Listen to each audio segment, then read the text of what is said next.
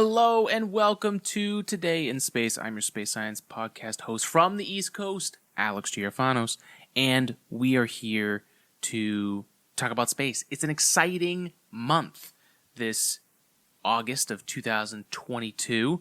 We have two things kind of happening at the same time, although one is slipping further into the year. We have the launch at the end of the month, the first attempt of launching Artemis 1, which is the NASA's next mission to go to the moon, to send the first woman and the first person of color to step foot on the moon on Artemis 3. Artemis 1 is the first robotic mission where the Space Launch System, NASA's largest, biggest, the world's most powerful rocket, will launch for the first time with the Orion Capsule to do a robotic mission of around the moon to basically prep and give the NASA engineers working on Artemis all the info they need to tune the rocket for the mission when they eventually send human beings. So there's a lot going on there. August 29th is the first of the launch window for this period. There's August 29th, there's September 2nd, and there's September 5th. And we're planning on spending that whole week, or at least being available for that whole week, that whole launch window. So there's a ton going on, a lot of prepping that I'm doing on my end, because I want to be able to go down there and live stream the launch. One of the things that I had wanted to do and I want to update you guys on is the NASA social that anyone could apply, anyone with a social media account, anyone online that's interested in space. They could apply for that, and I ended up applying for that. It was, I think, like the third, maybe the second day that the actual NASA social application was available, and basically, I think I was number like 86,000. There were over 100,000 people that applied for that NASA social. I did not get accepted or a wait list email, but that's okay. I've been lucky enough to go twice in my career here with Today in Space, and the first one was the New Horizons mission that went to Pluto. That was kind of like the first informational mission before Pluto got to New Horizons got to Pluto and did the flyby. And the second one I got to do was CRS-19, the SpaceX resupply mission to the International Space Station. That's the rocket that's launching in our intro, and that was such an amazing time. We had great tours of the vehicle assembly building, of all the various launch pads. We got to see the Boeing Starliner on top of the Atlas V. It was a really, really awesome experience, and I'm very excited for all the people that I get to go to that NASA social, because it was an extremely small group of people that got chosen for that. And you know, it's obviously sad. I would have loved to have been a part of that. I've met some amazing people at the NASA social, but the good thing is that frees me up to go around Florida and to really check out all the different places that the everyday person, people that don't have the access, the everybody else that not only applied for the NASA social and didn't get in, there's going to be over 2 million people expected to attend this launch in person. So, needless to say, the logistics of getting down there and finding the right place so that we can live stream that on our YouTube channel for all of you guys and for us to get like a crazy cool view of the launch that doesn't have the access that the NASA social has, that's been basically what I'm working on. So there's a few different places I'm looking at, and I want to share those places with you as part of the content, because, you know, as I was looking this up, I realized that there's really not much good content around like where to go watch a rocket launch. I think it's been so long since the space shuttle. It's all right. It's over 10 years. So trying to share that information so that if you're someone that doesn't live in an area, doesn't live near the Space Coast, but you want to go visit, whether you're from the U.S., whether you're from another country, if you want to go watch this launch, where do you go? There's not like a ton of info, or there's not a place to go look at that. So we're gonna cover some of that. We're gonna live stream a whole bunch of stuff, and ended up getting a new phone just for the occasion. My old iPhone 10 was not going to make it, especially if we're going to live stream this at 1080p in the middle of, let's say, a national park, like with 2 million people accessing LTE services or whatever, like there's going to probably be a logistical problem for too many people trying to live stream it, for too many people on their cell phones. Like there's going to probably be a surge problem for the amount of coverage for that launch. So I'm freaking out a little bit, but I'm trying to figure out the best way to try and do that. We will have my GoPro going. I found this cool 15 times view lens for the GoPro. We're going to give that a shot because that will make potentially even better another rocket launch we can add to our intro, which is going to be amazing. More importantly, what I want to spend this month doing is really focusing on your questions. So to start this month, this first episode here, I want to lay it over to you, and I want to ask you, what questions do you have about this next mission to the moon and beyond, right? Because NASA Artemis is not just about sending the first woman and the first person of color to step foot on the moon. While that's an amazing goal, and I'm really looking forward to seeing that, what happens next? That was the problem with Apollo, right? Apollo, it was this goal to beat the Russians to the moon. It was national defense. It was an entire nation's pride to send the best and greatest human beings that we have, the highly trained individuals, to land on the moon and come back safely. Apollo 11, right? But that's such a massive goal, and while the space shuttle was obviously majorly influential as far as space progress is concerned, about reaching those dreams of what the space age thought we would be doing in the year 2022, right? Like George Jetson was born this year, right? So that was one of the iconic futuristic, I mean, so many people based their whole expectation of what the future was like on these space age sci-fi films of what we thought would happen. There are dreams, there are goals, and then there are things that you set for yourself, like setting what JFK did to set the goal for us to step foot on the moon was, for all intents and purposes, impossible. We were so behind with the Russians. The Russians beat us to the first extravehicular activity, spacewalk. They beat us into orbit with Sputnik. They were ahead of us in almost every step of this race until we decided to take this Hail Mary pass to go from just orbiting the Earth to we're going to land on the moon. And that set up those engineers and those scientists and the mathematicians and all the people, men, women, of all colors, backgrounds that America had. They all worked together towards this impossible goal, and they figured out a way to make that happen. After that, reusability was this amazing thing that the space shuttle tried to achieve, and it did achieve it in some senses, right? In some sense, because it hadn't happened before. The space shuttle was able to fly, land, and then come back in for fixes.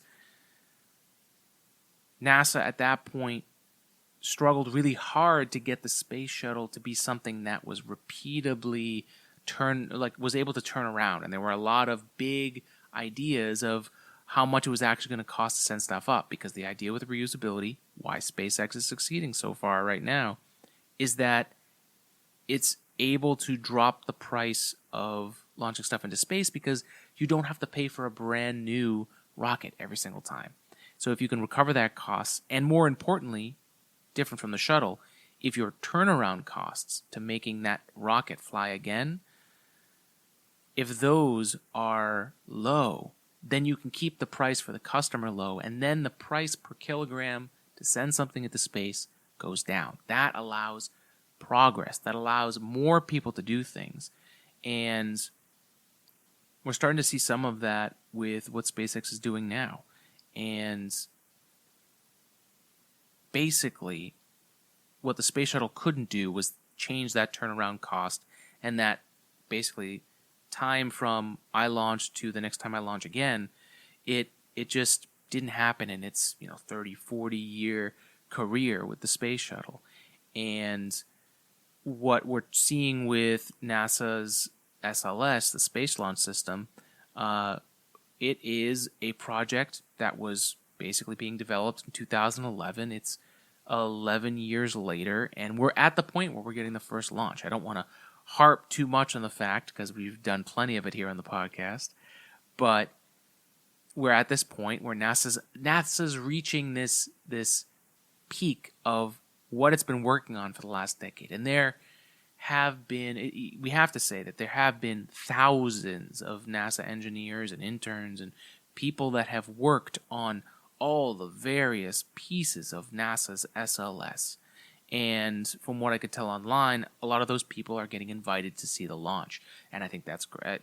That makes complete sense. These people have worked their careers to build this rocket launch and to send it into space. And we're getting really close to that point where with this launch window, this August 29th, September 2nd, and September 5th, the NASA Artemis mission is really interesting because the way that the Orion Capsule works with its expanded solar panels, that needs to be in sunlight a very specific amount of time. For all intents and purposes, there is a number. It needs to be in sunlight all the time so that it's able to, and facing the right direction as it orbits from the Earth to the moon.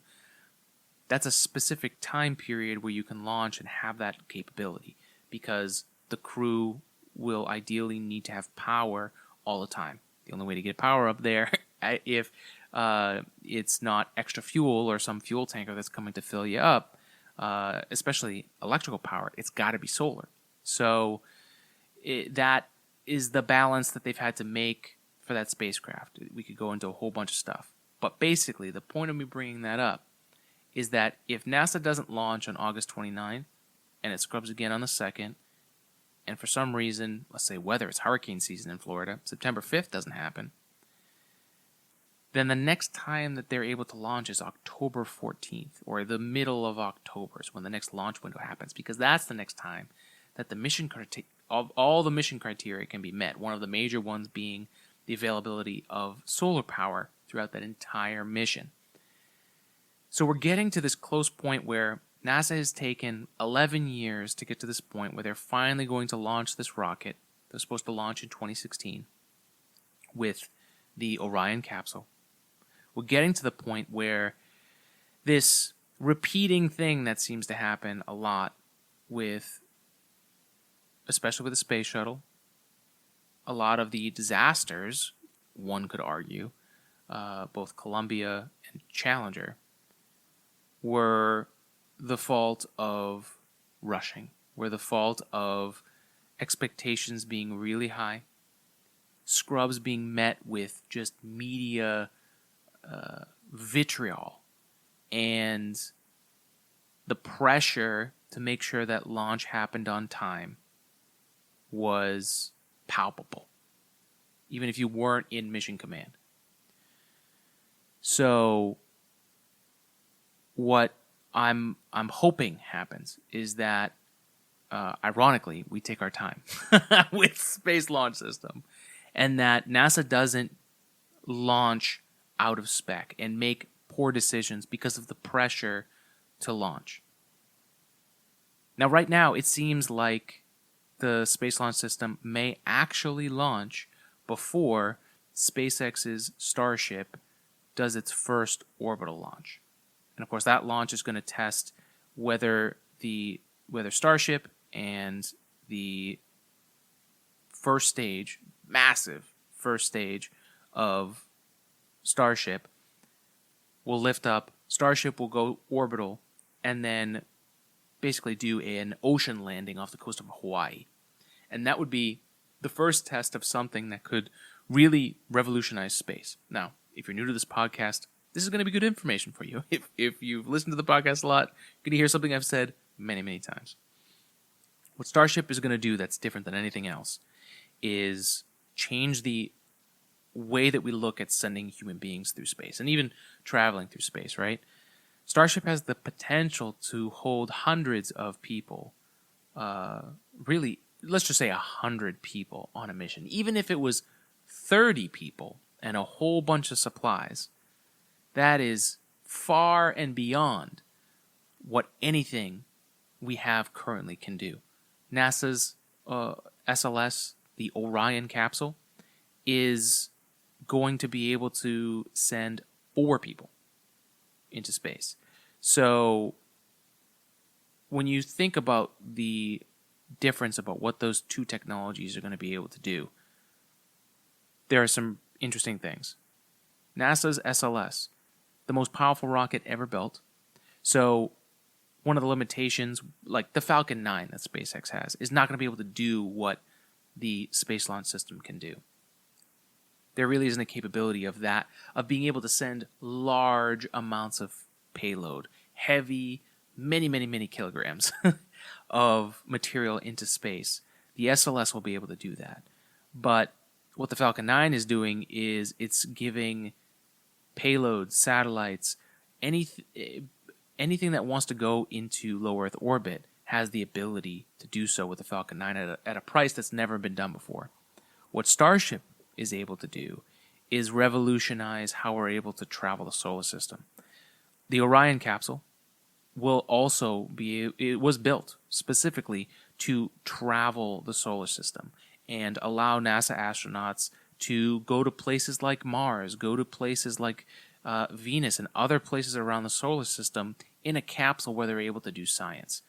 Now, one of the big things that NASA wants to do to help sustain that long-term ability of us to stay in space is to build something called the Gateway, which will be set up at the moon, basically another space station, and they'll be able to dock from there and land on the moon and come back, and that helps us set up like a highway, right, in space, where we have a place to dock, we have a place to refuel and check out systems and prepare for the next thing, and really go about things more safely than we really do, especially like with Apollo 11, right? Those dudes flew that thing in manually at crazy speeds, deorbited, and landed it with very, very little knowledge of what was going to happen. What the Gateway would do is would make it routine, ideally. What Starship is capable of doing is sending an entire colony of people to another planet, the surface of a planet, land, and then potentially refuel, right? They would have to figure out how to create fuel on site, so they'd have to land where the resources are. But if they do that, then they're able to launch from the surface and come back to Earth and return. Basically, not needing all the infrastructure that you would need to travel space, building this gateway, building an actual colony. All of those things will need to be built up, but what Starship can do is just jump and skip over all of those because the one spacecraft can do all of these things. So there was a big thing for a long time about who was going to beat who. NASA's SLS, 11 years in, is about to launch not a reusable rocket system. The engines that are being used on there are from the space shuttle, the RS-25s. So there's a lot of really cool, iconic stuff. But it allows NASA to... It allows the world, really, to have a rocket that has the power needed to send up some really massive things that we would need to build all of these big plans and infrastructure that we're looking to do to have long-term sustained presence in space. But it's game time. It's game time. We're getting real close. I'm getting super excited, and I've reached out to a bunch of you, and I want you guys to reach out to me if you're able to go down to Florida and visit, because I'm going to try and set up some kind of meetup and see as many people as I can. I know I'll be setting up and checking out the locations like in Playa Linda and places where we'll be able to launch the weekend before on that Monday, August 29th. But if you're going, hit me up. I want to know. If you're not, make sure that you follow us, that you subscribe, that you're ready for those live streams. We will live stream a lot during that week, so make sure to look for that. Follow us at Today in Space Pod on Instagram, Today in Space on TikTok, Today in Space Podcast on Facebook, and of course you can email us at todayinspacepodcast@gmail.com. And what this whole episode is to set up is, what questions do you have for this kind of next stage of where we're going with things? What excites you about NASA's SLS and Orion and the return to the moon? Do you think that's a great idea? Do you think that's not the right way to do it? What would you Would you go to the moon if this was a regular thing? If they were regular, like a plane flight, if you could buy a plane ticket to the moon, would you do it? And would you be willing to put in the work for us to get to that point? Right?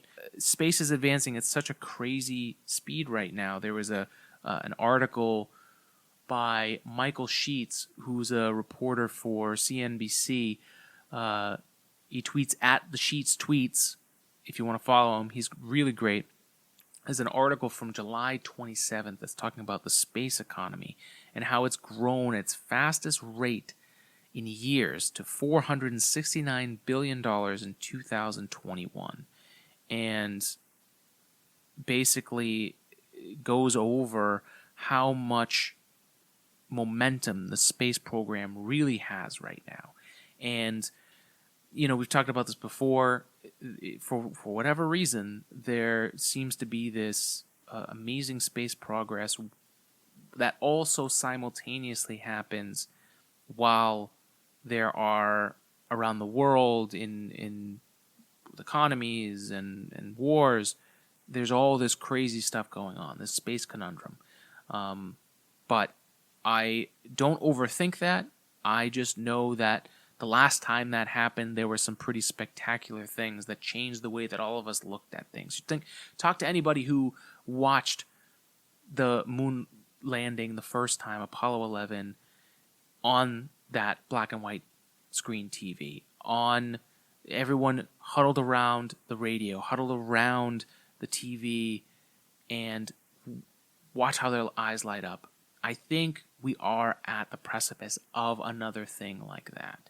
And while history will certainly play out and we will find out what will happen here in the future, the cards are being played right now as far as who's going to launch first. It seems like right now NASA's SLS is in the lead, and of course I really hope that my week in Florida is spent in success getting to watch this launch.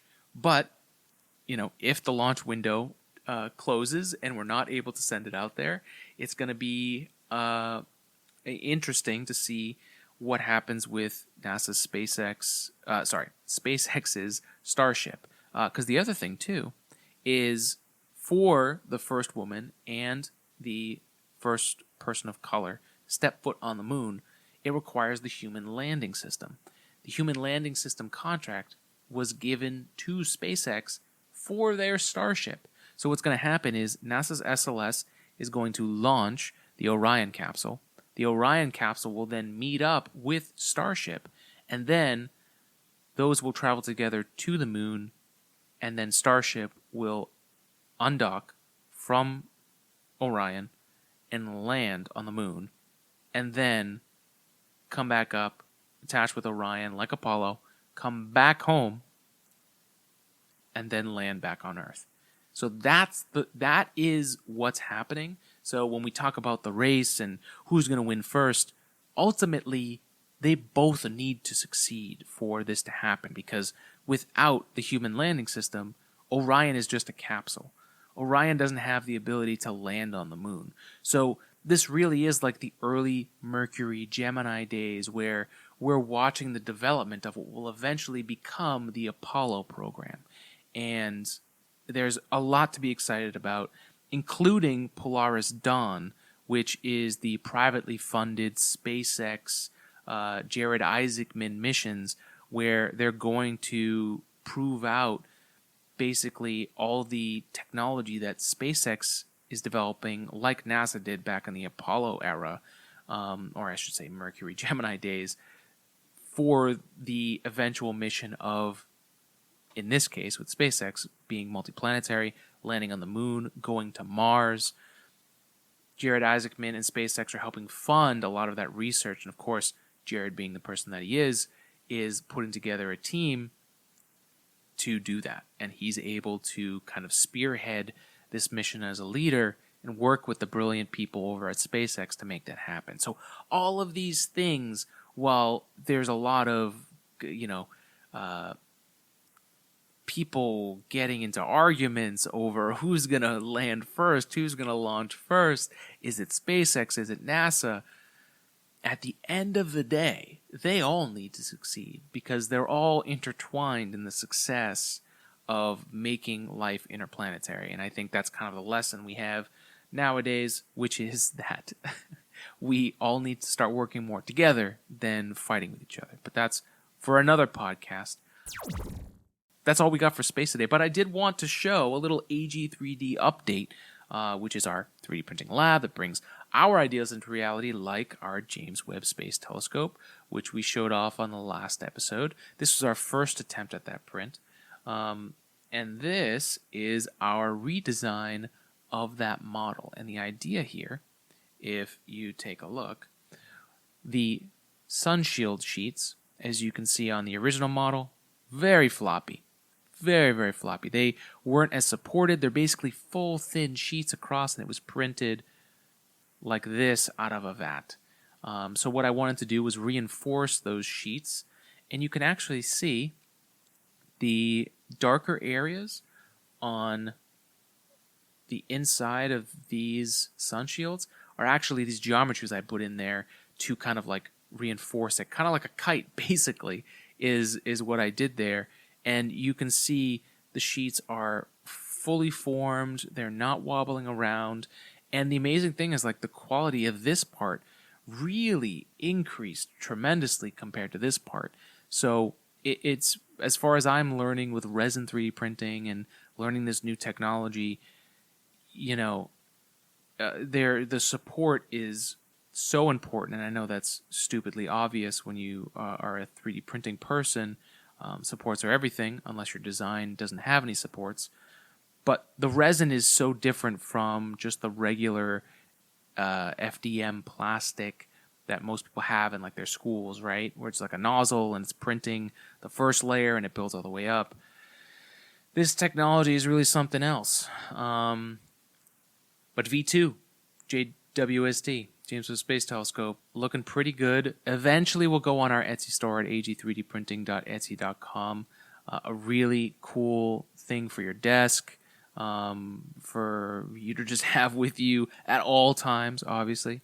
But something that I think eventually are going to see if NASA would be interested in like having it on their website as a more 3D printable vial of JWST. And if that's not the case, then we'll find a way to put it up online somewhere else, so that people, especially people in schools, kids that are printing at home, we want to be able to let them, like we do here on the podcast. There's so much more that you get out of talking and learning about space technology, right? It's so complicated, but if you have it in your hands, if you can see it and try to understand it better, there's a better chance that it's going to make more sense. And that's the beauty of 3D printing and why we do it here, why we make these models so that we can further communicate science in simpler ways, but not like cutting our knees under how complex everything is. So that's it for this week. Thank you for joining us for the podcast.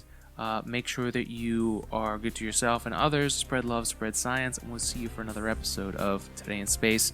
It's Artemis month, so we'll be talking more about that. Send in your questions. We'll answer them on the podcast. Until then, have a good one.